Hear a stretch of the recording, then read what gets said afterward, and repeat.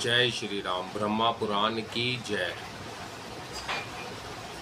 धैनुक और प्रलंब का वध तथा गिरि यज्ञ का अनुष्ठान। व्यास जी कहते हैं, एक दिन बलराम और श्री कृष्ण साथ साथ गौएं चराते हुए वन में विचरने लगे। घूमते घूमते वह परम रमणीय ताड़ के वन में जा पहुँचे। वहाँ धैनुक नामक दानव गधे के रूप में सदा निवास करता था। मनुष्यों और गौओं का मांस ही उसका भोजन था। फल की समृद्धि से पूर्ण मनोहार तालवान को देखकर गवाल बाल वहाँ के फल लेने को ललचा उठे और बोले, भैया राम, ओ कृष्ण, धेनुकासुर सदा इस भूभाग की रक्षा करता है, इसलिए ये ताड़ों के सुगंधित फल लोगों ने छोड़ रखे हैं। हम इन्हें प्राप्त करना चाहते हैं। यदि आप लोगों को जचे तो इन फलों को गिराइए। गवाल बालों की यह बात सुनकर बलराम और श्री कृष्ण ने बहुत से ताल फल पृथ्वी पर गिराए। गिरते हुए फलों का शब्द सुनकर वह गदर्भाकार दुष्ट दैत्य क्रोध में भरा हुआ आया। आते ही उसने अपने दोनों पिछले पैरों से बलराम जी की छाती में प्रहार किया। बलराम जी ने उसके दोनों पैर पकड़ लिए और उसे आकाश में घुमाया आरंभ किया। घुमाने से आकाश में ही उसके प्राण पखेरु उड़ गए। फिर वेग से बलराम जी ने उसे एक महान ताल वृक्ष पर दे मारा।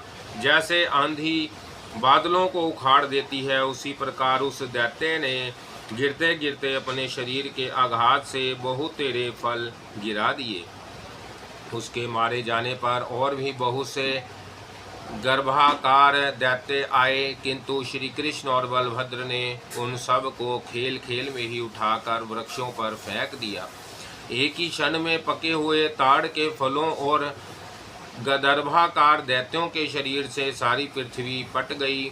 इससे उस स्थान की बड़ी शोभा होने लगी।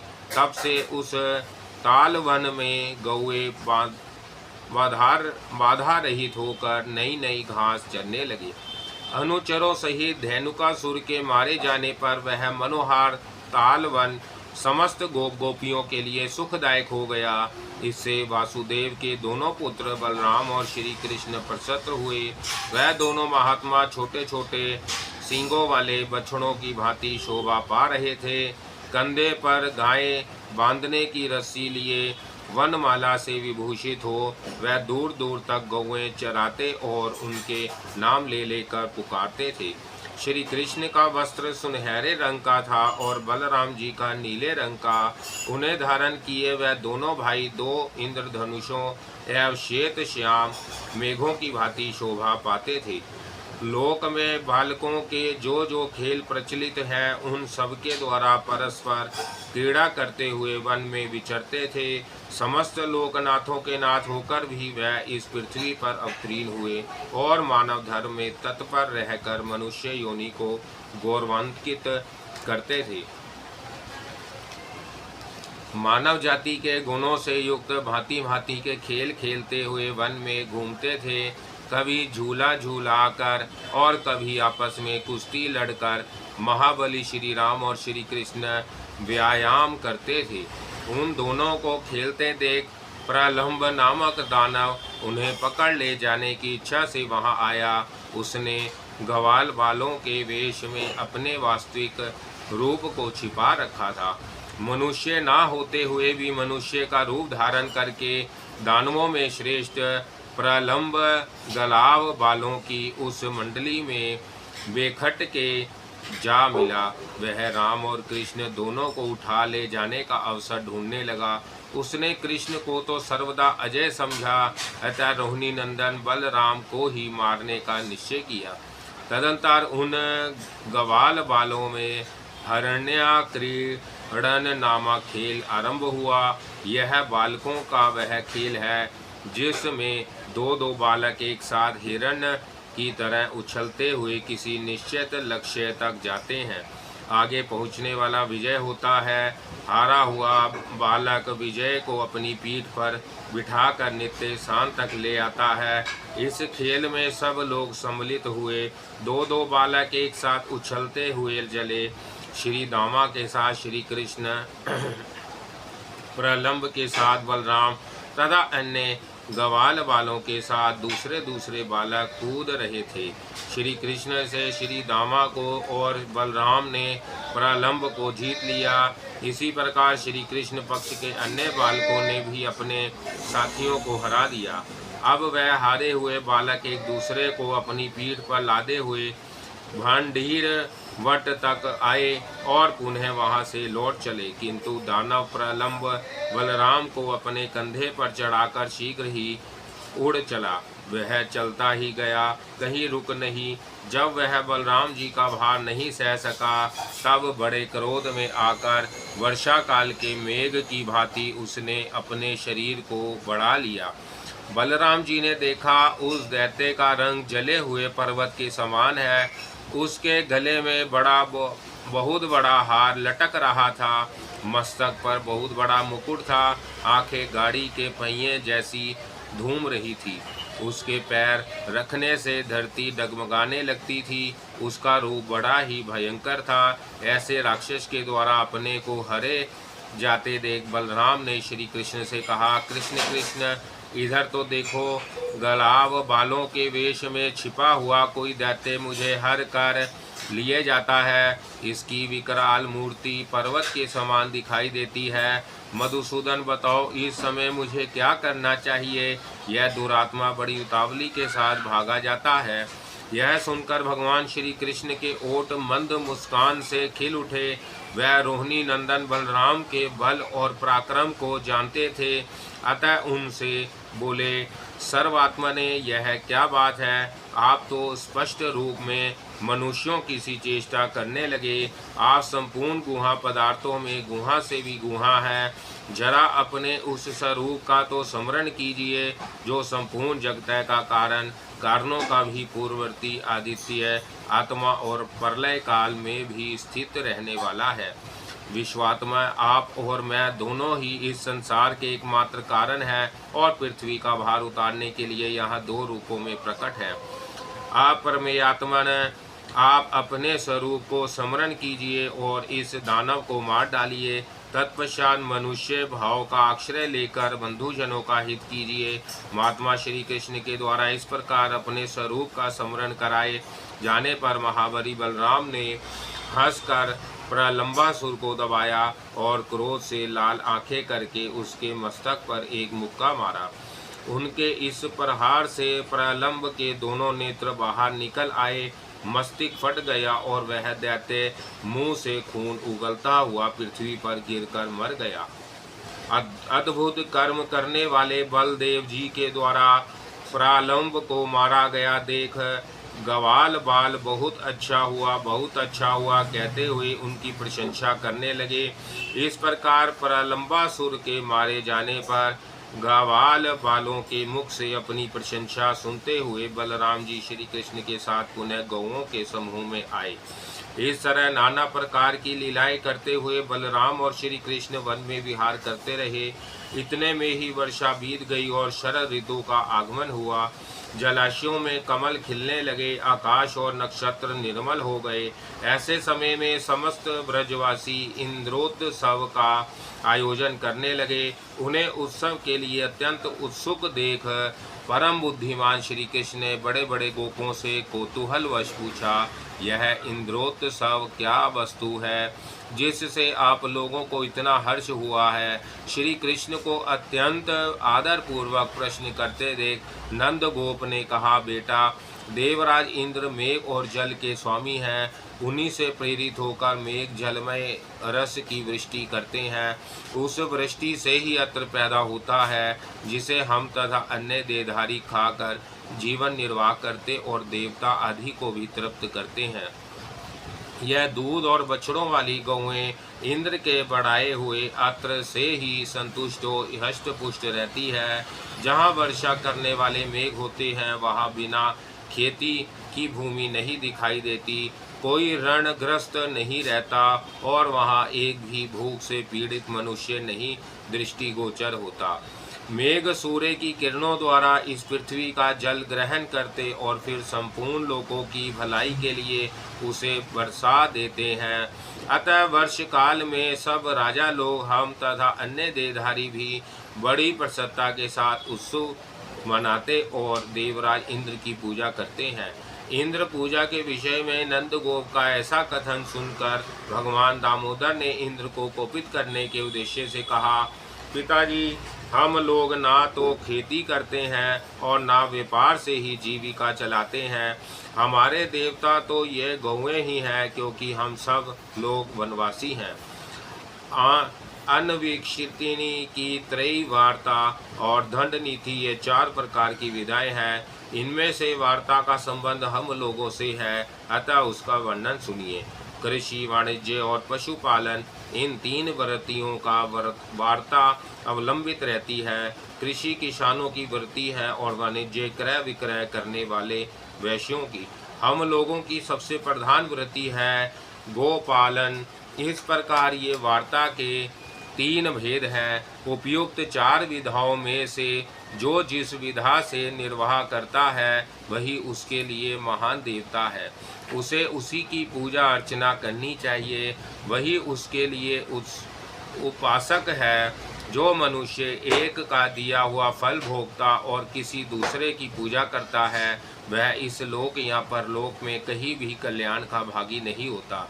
हमारे इस व्रज की जो प्रख्यात सीमाएं हैं, उनका पूजन होना चाहिए। सीमा के भीतर वन है और वन के भीतर संपूर्ण पर्वत है, जो हमारे लिए परम आश्रय है। अतः हमें गिरि यज्ञ और यज्ञ आरंभ करना चाहिए।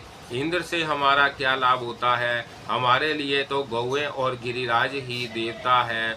ब्राह्मण मंत्र युक्त यज्ञ को प्रधानता देते हैं। किसानों के यहाँ सीर यज्ञ होता है और हम जैसे वन एवं पर्वतों में रहने वाले लोग गिरि यज्ञ और गौ यज्ञ का अनुष्ठान करें तो उत्तम है। इसलिए मेरा विचार तो यह है कि आप लोग भांति भांति की पूजा सामग्रियों से गिरिराज गोवर्धन की पूजा करें। संपूर्ण व्रज का दूध एकत्र किया जाए और उससे ब्राह्मणों तथा अन्य याचकों को भोजन कराया जाए। इस प्रकार गोवर्धन का पूजन होम ब्राह्मण भोजन हो जाने पर गौओं का शरद ऋतु में प्राप्त होने वाले पुष्पों द्वारा श्रृंगार किया जाए और वह गिरिराज की परिक्रमा करे। गोपगण, यही मेरी सम्मति है। यदि आप लोग प्रेम पूर्वक यह यज्ञ करेंगे तो इसके द्वारा गौएं और गिरिराज गोवर्धन प्रसन्न होंगे। साथ ही मुझे भी बड़ी प्रसन्नता होगी। श्री कृष्ण का यह वचन सुनकर नंद आदि व्रजवासियों के मुख हर्ष से प्रफुल्लित हो उठे। वह बोले, बहुत ठीक बेटा, तुमने जो अपना मत प्रकट किया है वह बहुत सुंदर है। हम लोग वही करेंगे। अब गिरि यज्ञ का ही आरंभ किया जाए। यों कहकर व्रजवासियों ने गिरि यज्ञ का अनुष्ठान किया। गिरिराज गोवर्धन को दही और खीर आदि की बलि चढ़ाई। सैकड़ों हजारों ब्राह्मणों को भोजन कराया। फिर गायों और सांडों की पूजा की गई और उनके द्वारा गिरिराज की परिक्रमा कराई गई। सांड जल से भरे मेघ की भांति गर्जना करते थे। भगवान श्री कृष्ण दूसरे रूप में पर्वत के शिखर पर जा बैठे और मैं ही मूर्तिमान गिरिराज हूँ, यूँ कहकर गोपों द्वारा अर्पित किए हुए नाना प्रकार के यत्रों का भोग लगाने लगे तथा अपने कृष्ण रूप से ही गोपों के साथ पर्वत शिखर पर चढ़कर उन्होंने अपने द्वितीय शरीर गिरिराज का पूजन भी किया। तदंतर गिरिराज रूप में प्रकट हुए भगवान अंतर्धान हो गए और गोपगण उनसे मनोवांछित वरदान पाकर गिरि यज्ञ की समाप्ति करके पुनः अपने व्रज में लौट आए। इंद्र के द्वारा भगवान का अभिषेक, श्री कृष्ण और गोपों की बातचीत, रासलीला और अरिष्टकासुर का वध। व्यास जी कहते हैं, इंद्र यज्ञ में बाधा पड़ने से देवराज इंद्र को बड़ा क्रोध हुआ। उन्होंने मेघों के संवर्तक नामक गण से कहा, बादलों, मेरी बात सुनो और मैं जो भी आज्ञा दूं उसे बिना विचारे शीघ्र पूरा करो। खोटी बुद्धि वाले नंद गोप ने अन्य ग्वालों के साथ श्री कृष्ण के बल पर उन्मत्त हो मेरे यज्ञ को बंद कर दिया है। इसलिए उनकी जो सबसे बड़ी आजीविका है और जिनका पालन करने के कारण वह गोप कहलाते हैं, उन गौओं को मूसलाधार वृष्टि से पीड़ित करो। मैं भी पर्वत शिखर के समान ऊंचे ऐरावत पर सवार हो वायु के संयोग से तुम लोगों की सहायता करूंगा। देवराज की ऐसी आज्ञा पाकर मेघों ने गौओं का संहार करने के लिए बड़ी भयंकर आंधी और वर्षा आरंभ की। एक ही क्षण में पृथ्वी, दिशाएं और आकाश धारावाही वृष्टि के कारण एक हो गए। वर्षा के साथ ही वायु भी बड़े वेग से चल रही थी। इससे कांपती हुई गौएं प्राण त्यागने लगी। कुछ गौएं अपने अंग में बछड़ों को छिपाकर खड़ी थी। जल की तेज धारा बहने से कितनी ही गायों के बछड़े बह गए। बछड़ों का मुख अत्यंत दंडनीय हो रहा था। वायु के वेग से उनकी गर्दन कांप रही थी, मानो वह अर्थ होकर मंद स्वर में श्री कृष्ण से त्राही त्राही ही पुकारा कर रही थी। भगवान ने देखा गौएं, गोपियों और ग्वालों से भरा हुआ संपूर्ण ब्रज अत्यंत पीड़ित हो रहा है। तब उन्होंने उनकी रक्षा के लिए इस प्रकार विचार किया। जान पड़ता है यह सब देवराज इंद्र की करतूत है। अपना यज्ञ बंद होने से वह हम लोगों के विरोधी हो गए हैं। इस समय मुझे समस्त ब्रज की रक्षा करनी चाहिए। यह गोवर्धन पर्वत बड़ी बड़ी शिलाओं से युक्त है। इसी को अपने बल से उखाड़कर मैं ब्रज के ऊपर छत्र की भांति धारण करूंगा। ऐसा निश्चय करके श्री कृष्ण ने गोवर्धन पर्वत को उखाड़ लिया और उसे लीला पूर्वक एक ही हाथ से धारण किया। पर्वत उखाड़ने के बाद जगदीश्वर श्री कृष्ण ने गोपों से कहा, मैंने वर्षा से बचने का उपाय कर दिया। तुम सब लोग इसके नीचे आ जाओ और जहाँ वायु का झोंका ना लगे ऐसे स्थानों में यथा योग्य बैठ जाओ। किसी प्रकार का भय ना करो। पर्वत के गिरने की आशंका बिल्कुल छोड़ दो। भगवान के योग कहने पर समस्त गोप छकड़ों पर बर्तन, भाड़े लादे गौओं के साथ उसके नीचे आ गए। वर्षा की धारा से पीड़ित हुई गोपियां भी वहां आ गई। श्री कृष्ण ने गोवर्धन पर्वत को इस स्थिरता पूर्वक धारण कर रखा था। वह तनिक भी हिलता डुलता नहीं था। ब्रज में रहने वाले गोप गोपीजन हर्ष और विस्मयपूर्ण दृष्टि से उन्हें देखते रहे। वह प्रेम पूर्वक निर्निमेष नेत्रों से देखते हुए भगवान की स्तुति करते रहे। नंद के व्रज में मेघों ने लगातार 7 रातों तक वर्षा की। वह इंद्र की आज्ञा से गोपों का विनाश करने पर तुले थे, परंतु श्री कृष्ण तब तक उस पर्वत को धारण किए खड़े ही रह गए। इससे गोकुल की पूर्ण रक्षा हुई और इंद्र की प्रतिज्ञा झूठी हो गई। तब उन्होंने बादलों को वर्षा करने से रोक दिया। बादल हट गए, आकाश स्वच्छ हो गया और इंद्र का षड्यंत्र सफल ना हो सका। तब समस्त ब्रज के लोग प्रसन्न पूर्वक वहां से निकलकर पुनः अपने स्थान पर आए। फिर श्री कृष्ण ने भी महापर्वत गोवर्धन को यथास्थान रख दिया। ब्रजवासी विस्मत होकर उनकी यह लीला देख रहे थे। श्री कृष्ण ने गोवर्धन पर्वत धारण करके समूचे गोकुल को बचा लिया। यह जानकर इंद्र को उनके दर्शन की इच्छा हुई। वह महाराज ऐरावत पर आरूढ़ हो ब्रज में आए। वहां देवराज ने गोवर्धन पर्वत के समीप श्री कृष्ण का दर्शन किया। वह गोप शरीर धारण करके गौएं चरा रहे थे। उनका पराक्रम अनंत था। संपूर्ण जगत के रक्षक भगवान श्री कृष्ण वहां गालव वालों से घिरे हुए खड़े थे। ऊपर पक्षीराज गरुड़ अन्य प्राणियों से अदृश्य रहकर श्री हरि के मस्तक पर अपने पंखों से छाया कर रहे थे। यह देखकर इंद्र एकांत में ऐरावत हाथी से उतरे और प्रेम से एक तक देखते हुए भगवान मधुसूदन से मुस्कुराकर बोले, महाभाहु श्री कृष्ण, मैं आपके समीप जिस कार्य के लिए आया हूँ उसे सुनिए। मेरे प्रति कोई अन्यथा विचार नहीं करना चाहिए। परमेश्वर आप ही संपूर्ण जगत के आधार हैं और पृथ्वी का भार उतारने के लिए भूतल पर अवतीर्ण हुए हैं। मेरा यह यज्ञ बंद होने से मेरे मन में विरोध जाग उठा और मैंने गोकुल का नाश करने के लिए बड़े बड़े मेघों को वर्षा करने की आज्ञा दे दी। उन्होंने ही यह संहार मचाया है, परंतु अपने महापर्वत गोवर्धन को उखाड़ कर समस्त गौओं को कष्ट से बचा लिया। वीरवर, आपके सद्रुत कर्म से मुझे बड़ी प्रसन्नता हुई है। श्री कृष्ण, मैं तो अब ऐसा मानता हूँ कि आज ही देवताओं का सारा प्रयोजन सिद्ध हो गया, क्योंकि आपने एक ही हाथ से इस गिरिराज को ऊपर उठा रखा है। श्री कृष्ण, आपने गोवंश की बहुत बड़ी रक्षा की है, अतः आपका आदर करने के लिए मैं गौओं की प्रेरणा से यहाँ आपके समीप आया हूँ। गौओं के आदेशानुसार आज मैं उपेंद्र के पद पर आपका अभिषेक करूँगा।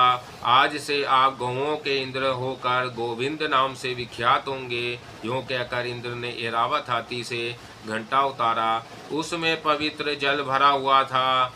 उस दिव्य जल से उन्होंने श्री कृष्ण का अभिषेक किया।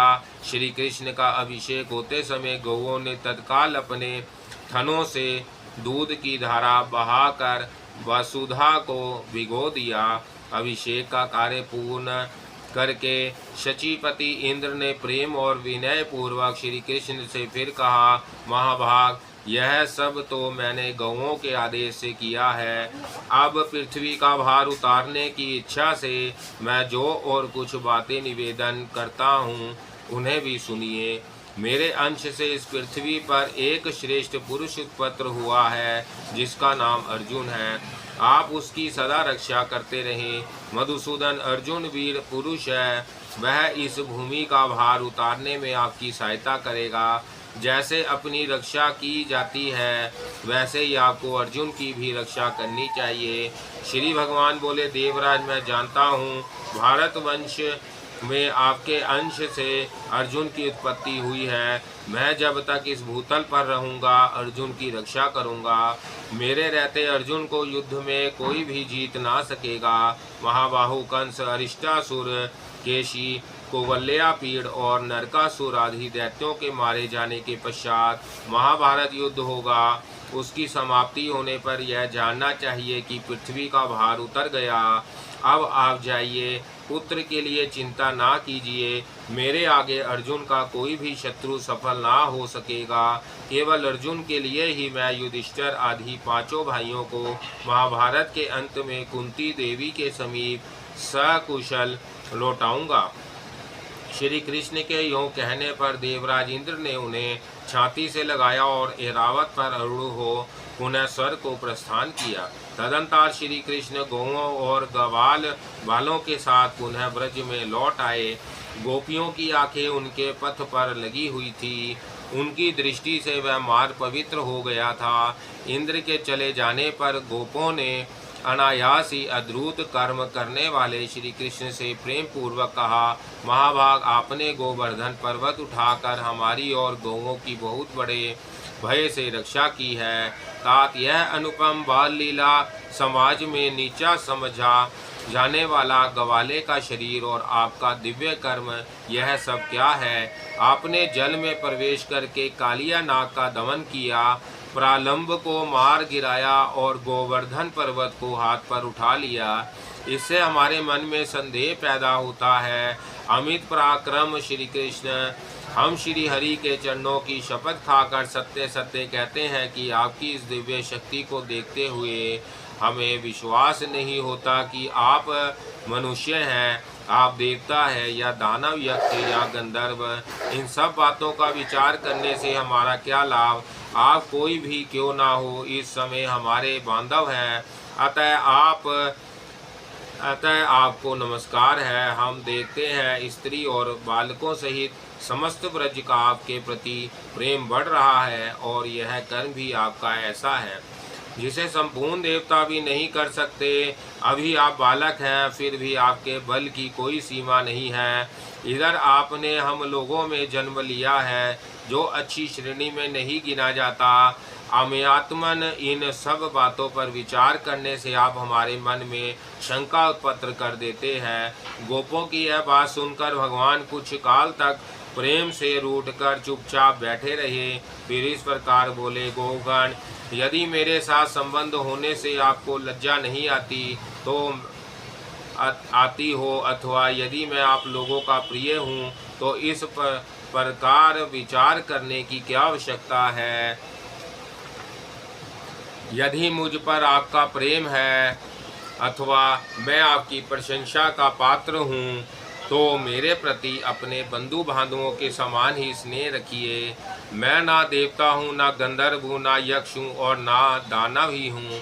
मैं तो आपका बंधु होकर उत्पन्न हुआ हूँ, अतः यही आपको मानना चाहिए। इसके विपरीत किसी भी विचार को मन में स्थान नहीं देना चाहिए। श्री हरि का यह वचन सुनकर गोप मौन हो गए।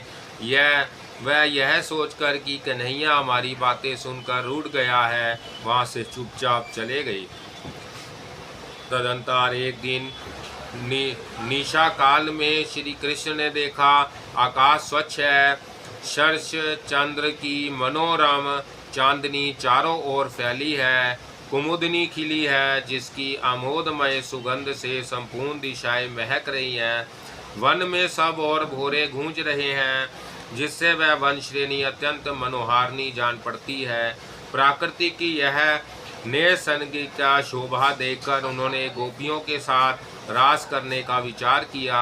श्री कृष्ण ने अत्यंत मधुर स्वर में संगीत की मधुर तान छोड़ दी, जो वनिताओं को बहुत ही प्रिय थी। गीत की मनोरम ध्वनि सुनकर गोपियां घर छोड़कर निकल पड़ी और बड़ी उतावली के साथ उस स्थान पर जा पहुंची जहां मधुसूदन मुरली बजा रहे थे। वहां आकर कोई गोपी तो उनके स्वर में स्वर मिलाकर धीरे धीरे गाने लगी, कोई ध्यान देकर सुनती हुई मन ही मन भगवान का स्मरण करने लगी, कोई कृष्ण कृष्ण कहकर लज्जा गई, कोई प्रेमांध होकर लज्जा को तिलांजलि दे उनके बल में खड़ी हो गई, कोई गोपी बाहर गुरुजनों को खड़ा देख घर के भीतर ही रह गई और नेत्र बंद करके तन्मय हो गोविंद का ध्यान करने लगी। गोपियों से घिरे हुए श्री कृष्ण रास लीला का रसास्वादन करने को सुख थे, अतः उन्होंने शरदकालीन चंद्रमा की ज्योत्सना से अत्यंत मनोरम प्रतीत होने वाली उस रजनी का सम्मान किया, रास आरंभ करके उसे गौरव प्रदान किया। इसी बीच में श्री कृष्ण गायब होकर कहीं अन्यंत्र चले गए। गोपियों का शरीर श्री कृष्ण की चेष्टाओं के अधीन था। वह झुंड की झुंड अपने प्रियतम की खोज के लिए वृंदावन में विचरने लगी। उनके मन में केवल श्री कृष्ण के दर्शन की लालसा थी। वह वृंदावन की भूमि पर रात्रि में श्री कृष्ण के चरण चिन्ह देखकर उन्हें चारों ओर ढूंढ रही थी। श्री कृष्ण की विभिन्न लीलाओं का अनुकरण करती हुई उन्हीं में व्याग्न हो सब गोपियां एक ही साथ वृंदावन में विचरने लगी। बहुत खोजने पर भी जब श्री कृष्ण नहीं मिले, तब उनके दर्शन से निराशा हो वह सब की सब लौटकर यमुना के तट पर आई और उनके मनोहर चरित्रों का गान करने लगी। इतने में ही श्री कृष्ण उन्हें आते दिखाई दिए। उनका मुख कमल खिला था। त्रिभुवन के रक्षक और लीला से ही सब कुछ करने वाले श्री कृष्ण को आते देख कोई गोपी अत्यंत हर्ष से भर गई। उनके नेत्र प्रसन्नता से खिल उठे और वह श्री कृष्ण कृष्ण की रट लगाने लगी। किसी ने बोहे टेढ़ी करके उनकी ओर देखा और नेत्र रूपी भ्रमरों के द्वारा उनके मुख कमल की सौंदर्य मधुरी का पान करने लगी। किसी गोपी ने गोविंद को निहार कर अपने नेत्र बंद कर लिए और उन्हीं के रूप का ध्यान करती हुई वह योग रूढ़ सी प्रतीत होने लगी। तब माधव ने किसी को भी वचन कहकर और किसी को कुटिल भ्रूभृंगी से निहार कर मनाया। सबका चित्त प्रसन्न हो गया। फिर उदार चरित्रों वाले श्री कृष्ण ने रास मंडली बनाई और समस्त गोपियों के साथ आदर पूर्वक रासलीला की। उस समय कोई भी गोपी श्री कृष्ण के पास से हटना नहीं चाहती थी, अतः एक स्थान पर स्थित हो जाने के कारण रसोचित मंडल ना बन सका। तब श्री कृष्ण ने एक एक गोपी का हाथ पकड़कर रासमंडल की रचना की। उस समय उनके हाथ का स्पर्श पाकर प्रत्येक गोपी की आंखें आनंद से मूंद जाती थी। इसके बाद रासलीला आरंभ हुई।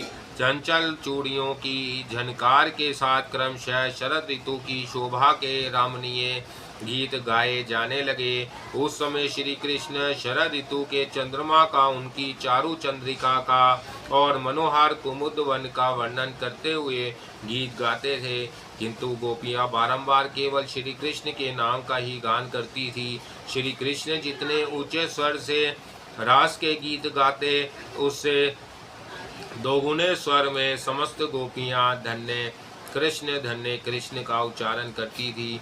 भगवान जब आगे चलते तब गोपियां उनके पीछे चलती थी, और जब वह पीछे की ओर घूमकर लौट पड़ते तब वह उनके सामने मुंह किए पीछे हटती थी। इस प्रकार वह अनुलोम और प्रतिलोम गति से श्री हरि का साथ देती थी। मधुसूदन ने उस समय गोपियों के साथ ऐसा रास किया जिससे उन्हें उनके बिना एक क्षण भी करोड़ वर्ष के समान प्रतीत होने लगा। भगवान श्री कृष्ण सबके ईश्वर है। वह गोपियों में, उनके पतियों में तथा संपूर्ण भूतों में भी निवास करते हैं। वह आत्मा रूप से संपूर्ण विश्व को व्यापक करके स्थित है। जैसे सब प्राणियों में पृथ्वी, जल, अग्नि, वायु, आकाश और आत्मा है, उसी प्रकार भगवान भी सबको व्यापक करके स्थित हैं। एक दिन आधी रात के समय जब श्री कृष्ण रासलीला में संलग्न थे, अरिष्टासुर नाम का उन्मत्त दानव व्रजवासियों को त्रास देता हुआ वह सांड के रूप में आ पहुंचा। उसका शरीर जल पूर्ण मेघ के समान काला था, सींग तीखे थे, नेत्र सूर्य की भांति तेजस्वी दिखाई देते थे। वह अपने खुरों के अग्रभाग से पृथ्वी को विदीर्ण किए डालता था और दांत पीसता हुआ अपने दोनों ओंठों को बार बार जीभ से चाटता था। उसके कंधे की गांठें अत्यंत कठोर थी और उसने क्रोध के मारे अपनी पूंछ ऊपर उठा रखी थी। उसकी गर्दन लंबी और मुख विशाल था। वृक्षों के टक्कर लेने के कारण उसके ललाट में घाव के कई चिन्ह थे। सांड का रूप धारण करने वाला वह दैत्य गौओं के गर्भ गिरा देता और सबको बड़े वेग से मारता हुआ सदा वन में घूमा करता था। उसके नेत्र बड़े भयंकर थे। उसे देखकर समस्त गोप और गोपनाएं अत्यंत भय से व्याकुल हो उठी और कृष्ण कृष्ण पुकारने लगी। उनका अर्थनाद सुनकर श्री कृष्ण ने ताल ठोकते हुए सिंह के समान गर्जना की। वह शब्द सुनकर दुरात्मा वृक्षवासुर श्री कृष्ण की ओर दौड़ा। उसकी आंखें श्री कृष्ण के पेट की ओर लगी थी और सामने उन्हीं की सीध में उसने सींगों का अग्रभाग रखा था। उस महाबली दैत्य को आते देख श्री कृष्ण अवहेलना पूर्वक हंसने लगे और अपने स्थान से तिल भर भी पीछे ना हटे। ज्यों ही वह दैत्य समीप आया, मधुसूदन ने झट उसके दोनों सींग पकड़ लिए और अपने घुटनों से उसकी कोख में प्रहार किया। सींग पकड़ लिए जाने से वह दानव हिल डुल नहीं पाता था। उसका अहंकार और बल दोनों नष्ट हो चुके थे। श्री कृष्ण ने उसकी गर्दन को भीगे हुए कपड़े की भांति निचोड़ डाला और एक सींग उखाड़ कर उसी से उस पर प्रहार किया। इससे वह महादैत्य मुंह से रक्त वमन करके मर गया। उसके मारे जाने पर गोपों ने भगवान श्री कृष्ण की भूरी भूरी प्रशंसा की, ठीक उसी तरह जैसे पूर्व काल में जम्भासुर के मारे जाने पर देवताओं ने इंद्र की स्तुति की थी।